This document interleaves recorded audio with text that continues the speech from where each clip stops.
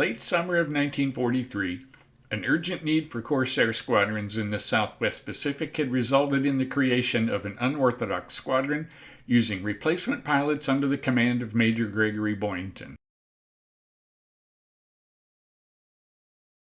A former Flying Tiger, his background with the famed American Volunteer Group resulted in considerable media attention for his new squadron, even before they entered combat. But the 6-week tour began quietly. Operating from Bonica in the Russell Islands, Boyington led 2 missions escorting Army B-24 Liberators on September 14th and 15th against targets in the Central Solomons. But there was no opposition from the Japanese. The new squadron's 3rd mission, however, proved dramatically different. On the afternoon of September 16th, Boyington led 24 Corsairs from Bonica to escort a large formation of SPD Dauntlesses and TBF Avengers heading for Balali.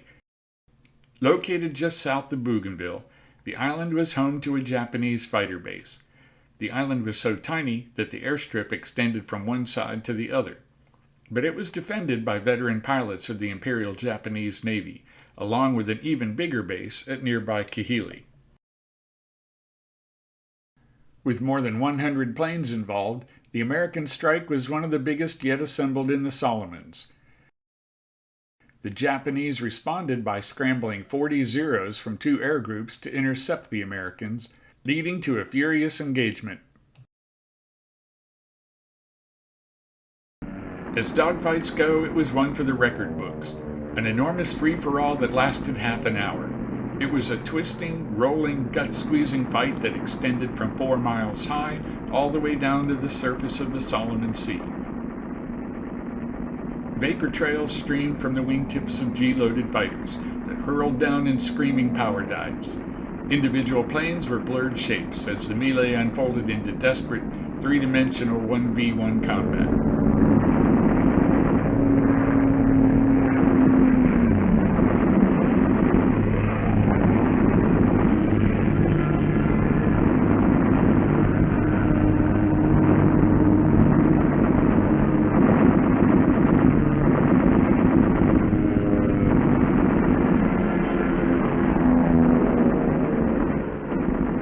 In their first engagement as Black Sheep, pilots of VMF-214 were credited with destroying 11 enemy fighters and probably destroying 8 more.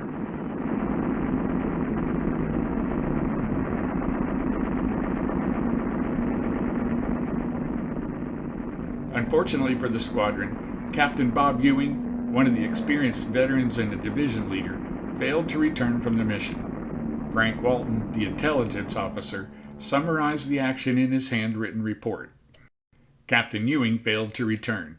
The last seen of him was when he lost his division as he pushed over into a sharp, diving turn preparatory to making a run. His plane was number 127. 23 years old, from Lafayette, Indiana, Bob Ewing had completed 2 previous combat tours with VMF-122. He was initially listed as missing in action, but despite extensive searches, no trace of him was ever found, and he was officially declared dead at the end of the war. Ewing's loss was offset by the squadron's amazing one-day record. Of the 11 official victories credited to VMF-214, Greg Boyington claimed 5 of them. Like many aggressive fighter pilots, he tended to hunt as a lone wolf. Frank Walton analyzed Boyington's claims and submitted them as victories, although there were no American eyewitnesses. This made Boyington a so-called ace in a day, propelling him into rarefied company. Other American pilots who had accomplished this, including Butch O'Hare, James Sweat, Jefferson DeBlanc, and Joe Foss, had all received the Medal of Honor. Whether such claims were exaggerated or not, it must be remembered that the need for positive war news was acute. By the summer of 1943, the American public had endured many months of strict rationing and sacrifices on the home front, with no end in sight to the depressing casualty reports or the bad war news in the press. Thus, the remarkable achievements of Boyington and his pilots were widely publicized. Frank Walton leveraged his familiarity with the media to catch the attention of George Weller, a Pulitzer Prize-winning correspondent for the Chicago Daily News. Weller's series of nationally syndicated articles about the Black Sheep, published over the span of several weeks, made the squadron famous across America. As history would prove, VMF-214's early success under Boyington's command was neither a jinx nor a one-hit wonder. Many of the subsequent missions proved equally exciting and were often high-scoring. On September 17th, the Black Sheep moved from the idyllic wrestles to the stench and devastation of Munda Point. The following day, they launched several divisions to provide air cover over a large convoy headed for Vella La Vella, an island northwest of Munda that had been invaded in mid-August as part of Admiral Halsey's island-hopping campaign. Waves of Japanese planes attacked many of the Allied convoys entering the waters surrounding the Central Solomons, and in this case, a dozen enemy dive bombers, escorted by 48 Zeros, took off from Bougainville to hit the Allied convoy. Vectored by radar operators, the Black Sheep were in position to intercept. Chris McGee, an aggressive pilot from Chicago, quickly splashed one Val dive bomber and then chased several others into the guns of the convoy. Shrugging off intense friendly anti-aircraft fire, he downed a second Val and probably destroyed a third before a gang of Zeros got on his tail.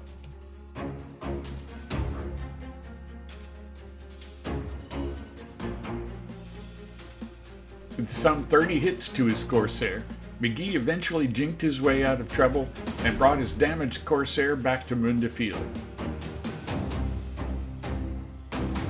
For his bravery in almost single-handedly disrupting the attack on the convoy, Chris McGee was awarded the Navy Cross.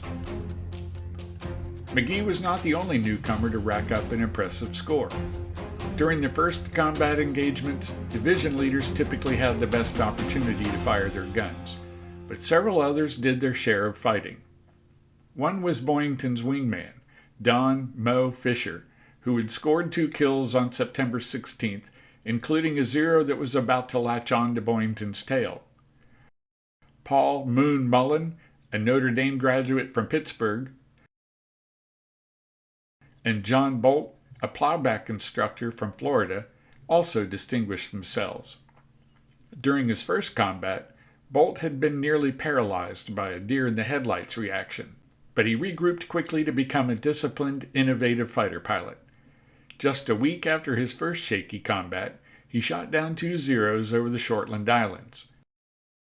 Opportunities to engage the enemy began to occur more frequently, and the second half of September found the Black Sheep in action over Japanese airfields as Admiral Halsey prepared to invade Bougainville.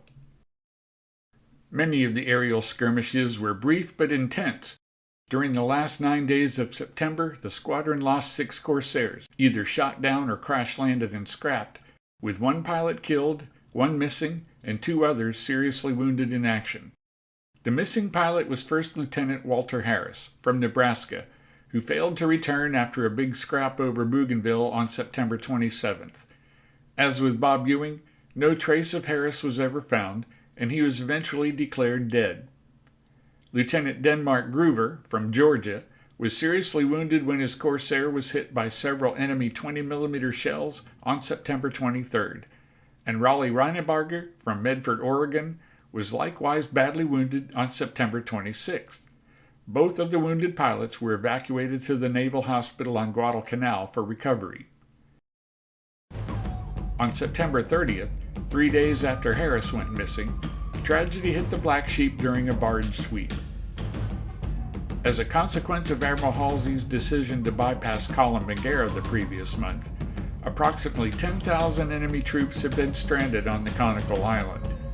The Japanese used all manner of barges and small craft to evacuate the soldiers, but hundreds were killed by roving fighters that patrolled the waterways during the day.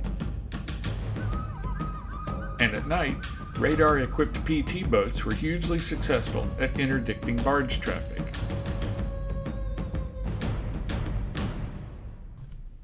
Shortly after dawn on September 30th, 4 Elco PT boats strayed out of the controlled area just as Major Stan Bailey led his division around the island at low altitude. Presuming the boats to be Japanese barges because of their location, Bailey radioed his fighters to attack. But then he abruptly called it off when he recognized the boats as American PTs. He took the extra precaution of rocking his wings, but the last pilot in the formation, First Lieutenant Bob Alexander, failed to heed the warning. A gung-ho Marine from Iowa, Alexander opened fire, killing 3 men aboard PT-126. Gunners aboard the PT boats immediately fired back, probably out of reflex, and their aim was deadly. Alexander's fighter was shot down in flames and crashed into the jungle near the shoreline of Kolomanguera.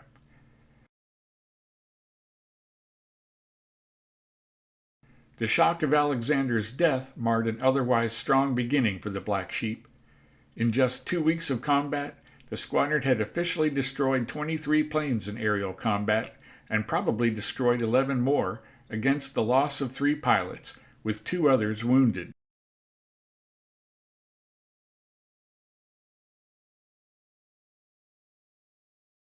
Much of that success was due to the tactical lessons Greg Boyington had learned during his time with the Flying Tigers. He knew that Japanese fighters were lightweight and extremely agile, and that it was unwise to attempt to turn with them in a close-quarters dogfight. Instead, he taught his pilots to use the Corsairs' superior weight and firepower to make deadly hit-and-run attacks. The Zeros, lightly built and unarmored, were vulnerable to the heavy slugs of the Corsairs' 650 caliber machine guns.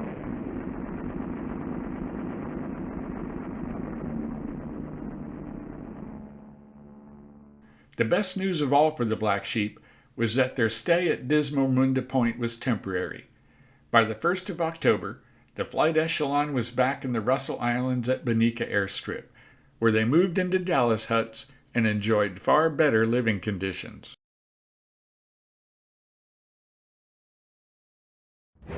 But the fighting wasn't over. Far from it. Admiral Halsey's invasion of Bougainville was set for November 1st, and for the rest of the combat tour, the Black Sheep would support an intense Allied bombing campaign to soften up the airfields and enemy defenses on the Big Island.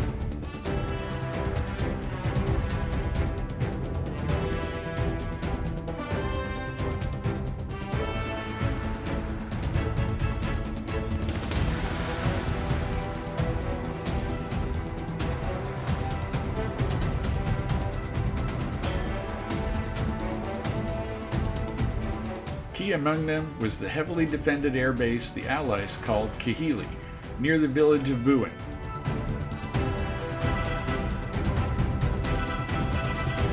On October 4th, Boyington took off with 8 Corsairs to escort SPDs to Kahili, but the dive bombers never showed up at the rendezvous point.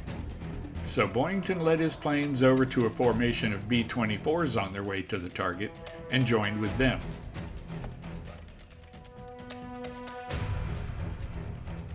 From a long way out, the Marines could see Zeros taking off to intercept them.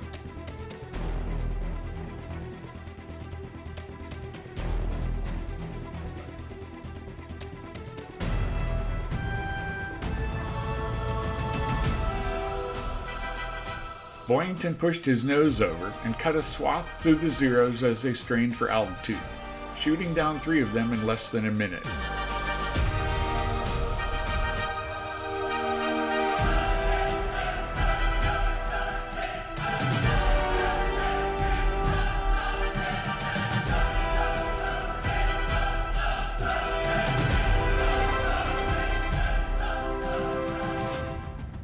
The victories brought Boyington's personal record as leader of the Black Sheep to 9, including a Zero shot down in late September, and the war correspondents began to pay close attention to his rising score. But then came another day of tragedy. On October 13th, Virgil Ray took a Corsair on what should have been a routine run to pick up mail at Guadalcanal. He never came back. There was speculation that he fell victim to a powerful storm system over the Solomon Sea, but the cause of his disappearance remains a mystery. Ironically, the loss of the likable ex-sergeant seemed to tip the scales back in favor of the Black Sheep. Bill Case was credited with a 0 the next day, which made him an ace, and the following day, the squadron took part in a big strike on Bougainville. By happenstance, that mission set the stage for a string of remarkable achievements. A formation of Corsairs led by Boyington arrived over the enemy airfield early and caught more than 20 Zeros just as they took off. Hurtling downward, Boyington's division picked off the Japanese one by one as they climbed from Kahili. Bill Case officially downed 2. So did Lieutenant Tom Emmerich, while Lieutenant Bernie Tucker of Tennessee got his first victory. Boyington flamed 1, bringing his total to 10 as a Black Sheep, and he was also credited with 3 probables. Quick to seize on a new tactic, Boyington recommended a dedicated fighter sweep against Kahili as soon as possible. The next day, John Bolt decided to make a solo attack on Kahili and succeeded in strafing numerous boats and barges in the harbor.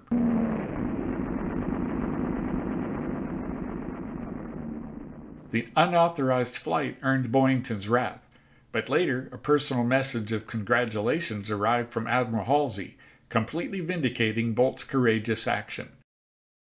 The next day, Boyington got his wish and led a dedicated fighter sweep to Kahili. His force included 16 Black Sheep and 8 Corsairs from the Fighting Falcons of VMF-214. A few planes turned back for mechanical difficulties, but a total of 21 Corsairs arrived over the enemy airfield on the morning of October 17th, and just as Boyington had predicted, the setup was ideal. The Japanese launched more than 30 Zeros in response, resulting in a huge Donnybrook that spread across the southern tip of Bougainville and the surrounding waters. Holding the altitude advantage, the Marines scored repeatedly.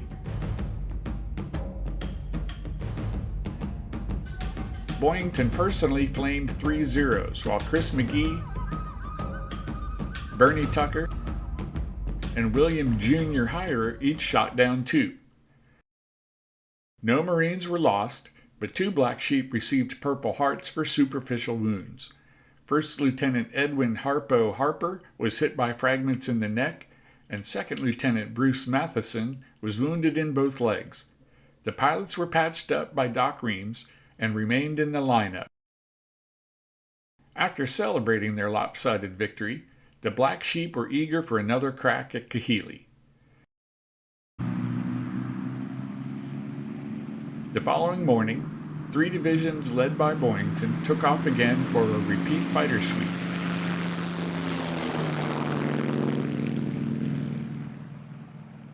Circled above Kahili and waited for the Japanese to respond. But no Zeros took off. This agitated Boyington, who tuned his radio to a common frequency and goaded the enemy, shouting, "Come on up and fight, you yellow bastards!" As contrived as the incident might sound, at least 2 participating Black Sheep later confirmed that it actually happened. Furthermore, the Japanese did respond. 22 enemy pilots, perhaps embarrassed by the taunt or angered by the American fighters circling above their field, scrambled from the dusty runway. Once again, the Marines jumped them as they climbed out, and once again the combat was one-sided.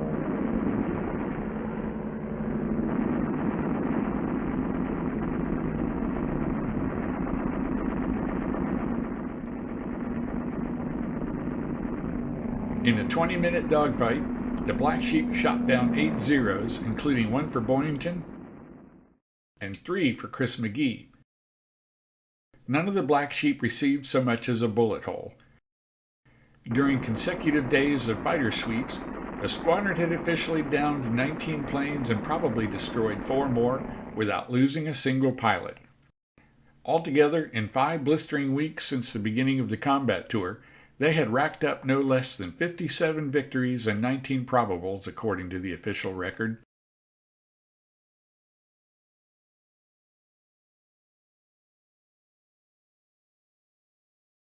Greg Boyington's personal score stood at 14 victories and 3 probables with the Black Sheep. In addition, the Marine Corps had accepted at face value his exaggerated claim of 6 victories as a Flying Tiger, and so his aggregate score now stood at 20. The highest American total stood at 26, jointly held by Captain Eddie Rickenbacker of World War I fame and Joe Foss, one of the heroes of Guadalcanal. Boyington, now one of the hottest fighter pilots in any U.S. service, was suddenly within shouting distance of reaching or surpassing the American victory record. On October 20th, congratulating the squadron on its success, Admiral Halsey sent a message to let VMF-214 know that their combat tour was officially concluded. Eager to pull back from the combat zone, the Black Sheep were ready to turn their thoughts to more pleasant diversions.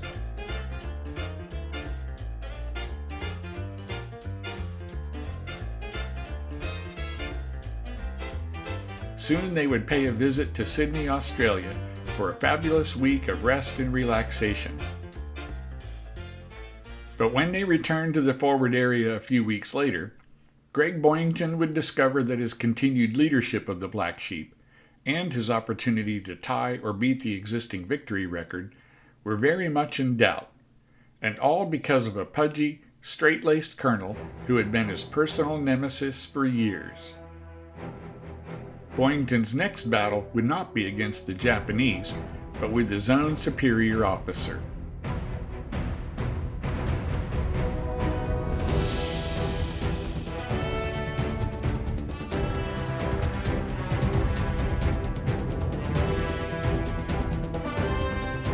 Thank you for watching. This is Bruce Gamble. I've written 3 books on VMF-214 and Pappy Boyington. You can find them at your favorite online retailer, and I invite you to visit my website for more information on forthcoming videos from Skywarrior Media.